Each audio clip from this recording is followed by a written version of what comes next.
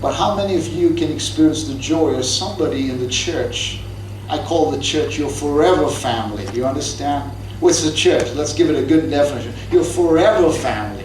Because your physical family may not be saved, but you will be with your forever family in heaven. And somebody from the church came and they looked at you deep in your eyes and they talked with your friend. And they said a word to you, a word of wisdom, a word of encouragement. And you experienced a healing. And that's what should happen in local church. The tongue of the wise is what?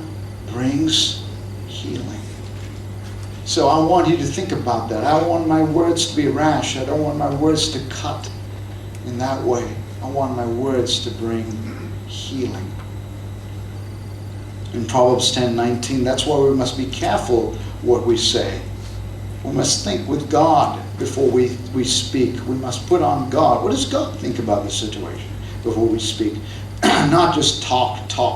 You understand? Talk. Some people talk. Just keep talking. It's like to fill space. It's almost like an insecurity because I've got to keep talking to fill space. No, I don't need to do that. I got to be sensitive. The tongue of the wise. It says in Proverbs 10:19, where there are many words, transgression, this verbal sin, is unavoidable. You'll say the wrong thing. But he who restrains his lips and trains his lips is a wise person. Oh, that's a good scripture. Let's go to the next one. Just a few beautiful nuggets. The tongue of the righteous is as choice silver. The heart of the wicked is worth little, but the lips of the righteous feed many. But fools die. I love that for lack of understanding. The lips of the righteous feed many. I want to be somebody who's feeding people. Yes? Do you understand? So we have this idea, and then in Proverbs chapter 18, verse 21, it says, death and life are in the power of the tongue.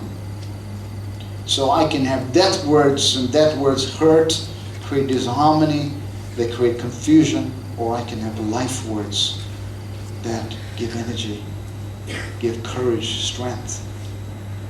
If I could give you two words, actually the Hebrew word encouragement comes from, we have the word enthusiasm, and enthusiasm comes from what? Entheos. It means, theos means God, en means to put into something. So in their word it means to put God into something. That's what enthusiasm is.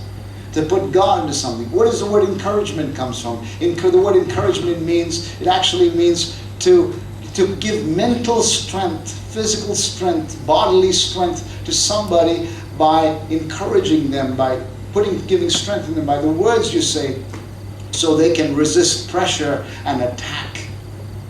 That's what Jonathan did to David when he was down. He was a good friend. He encouraged him. If I had to put two words for encouragement, I'd say courage transfusion. To give you strength transfusion. And how many of you like people who come alongside you when you're down and you're needing, and they come in and they say a few words to you and encourage you in the right direction? You get what? A courage transfusion. And this is why, but let's be careful about this. This is why there's another side to it. This is why there are certain people who cannot encourage. This is why there's certain people who are critical or negative. Because in order to be an encourager, you have to receive your courage from God. You need to receive God's strength. You need to receive God's love. If you're not receiving God's love, and you don't have hope, and you don't have that strength, where are you going to turn around and encourage somebody else?